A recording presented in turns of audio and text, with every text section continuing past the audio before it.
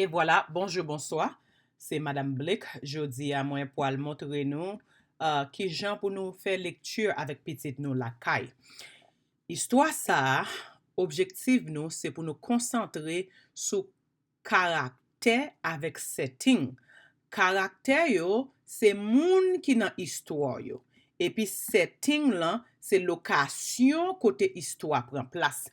Les wap li a petit ou grand pile stratégie, élément yo besoin connaît. Jodi a n'a commencé seulement avec caractère, mais sous continuer à suivre programme là, ou pour aller nous développer l'autre élément dans histoire yo tout. Moi souhaite ou prend note et puis pour qu'a gen plus succès le wap travail avec petit tout.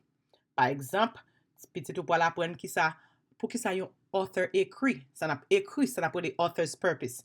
Petit tout pour apprendre qui gens pour yo ka draw, ça n'a pas de conclusion.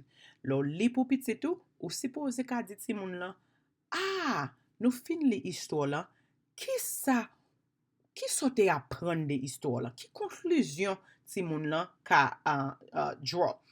Ti moun là suppose connaît tout fact avec opinion. OK, très important pour yo connaît qui ça qui un fact. Un fact c'est un bagay ou ka prouver, ou ka faire recherche, ou ka dans la librairie pour ouais ça moun lan di c'est vrai. Mais une opinion c'est idée pa ou objectif pa ou. Yo suppose connaît tout qui sa main idea ye. Le wap li un texte pour yo suppose ka di ou suppose ka mande ou de qui sa histoire ça te parler principalement.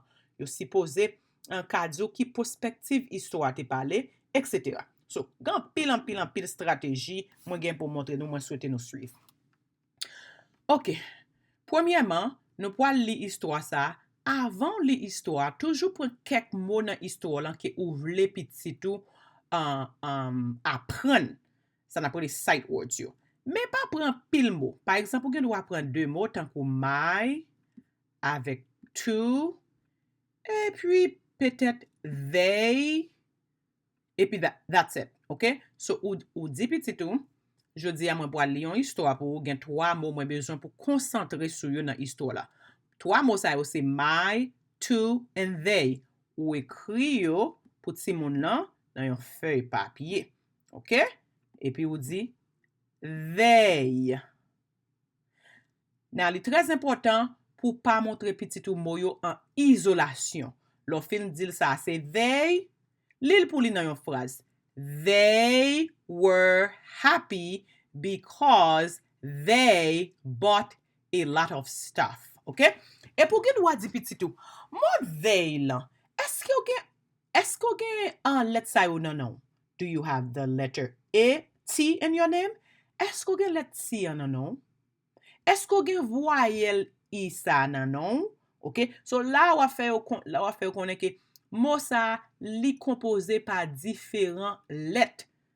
Ou pas juste dire ça, c'est they, mais ou fait le ouais que OK, c'est un seul groupe lettres qui mettent ensemble pour nous écrire un mot. Comme ça tout sou connaît son en anglais, ou ka di petit ou de pour ouais th dans un mot, son by c'est they, ouais th lan, son by c'est they, ou pas di. You're not going to say they, mais ou di they. Très important. Après ça, ou prend l'autre mot à petit encore. Mot ça, c'est tout. Ou à la petite ou à faire l'écrire ti o. Ça c'est avant même ou l'histoire là pour lui. Ou montrer le mot yo qui dans l'histoire là. Et puis ou dit, on nous appelle mot ça ti o. Combien de lettres qui dans mot ça qui réellement o? Oh, lettre T, hein? Par exemple, on nous prend plume pour nous souligner et puis faire le petit. Ou ka dire lettre ça c'est ti. Et ou ka dire comme ça ti ça réellement o, li pi o que o. OK? Et puis après ça, ou ka faire les play utiliser dans phrase. My mom went to the supermarket with my baby. Après ça, ou ka fait le troisième mot, fait l'écrit li qui c'est my. OK, ou fait les play M Y. Ou gen doit demander mon my là, qui premier son qui nan mot ça? Ou bien on doit dire qui premier lettre qui nan mot ça? L'a dit M. Et puis, wap mandel qui son M bay? L'abdo, wap di très bien. Et puis, wap li avec li. They to my. Et puis, wap di petit tout. Mwen pou al li histoire sa pou, pote attention, mo sa yo, depou wè yo, make sure ou pointe sou yo, ok? Objectif là, nap li histoire là, et puis ou même wap wè sou ka identifiye mo they, to, and my. En anglais, nou re le mo sa yo sight words. Sight words, c'est une série de mots petit ou supposé konen couramment, gen plus que 100 la dan yo. Takou the, at, is, of, tout mot sa yo petit ou supposé konen yo couramment.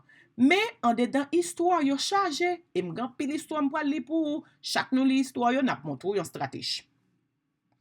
Histoire sa yo, parfois mwen voye la kay, konye m'a montrou ki stratégie yo ka utilize pou li avec petit ou. An nou li histoire la doucement. My mom went to the supermarket with my baby. They were happy because they bought a lot of stuff. Et puis, ou gen wap di petit ou, an nou identifiye ki karakter ki te nan histoire la. Karakter yo c'était mom, and then the baby was also a character. Baby nan la, ok? Et pou ka di, ki kote histoire te pren place? Kote histoire te pren place la, en anglais nou rele sa setting. Setting, c'est lokasyon kote yon histoire te pren place. Ki kote histoire te pren place? Nan yon supermarché. Supermarket. Ki karakter yo? Karakter yo c'était mom avec baby. Karakter c'est moun avec animal ki te nan histoire yo. Mwen souhaite yon lot fwa lem voye devwa pou ti moun yo, ou bien le professeur petit ou voye devwa, ba ou ap konen exactement ki sa pou fè avec yo, et ki jan pou montre petit ou, mot courant, pendant wap li pou li, et pran mo yo fè yon exercice avec yo, avant même ou li histoire la, montre el par exemple, son ki nan mo yo, sou kon son yo, sou pa konen yo, pa bezon montre el. Ou bien yon gen wamandel, esko gen voile sa yo nan non? Eske ki let ki wo, ki son let sa bay, ki non let sa o? Eske o se yon voyelle ou bien yon consonant? Ok? Mo vey lan, TH lan ki son bay th. E isa ki son bay e. Ou kompren? So la wa montre petit ou non seulement li, mais wa montre l stratégie.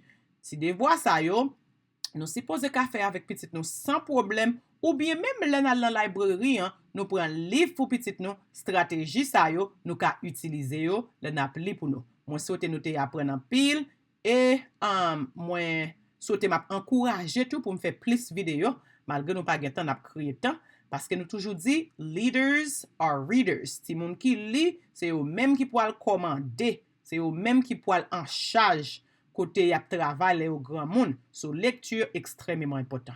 Merci, redébranche.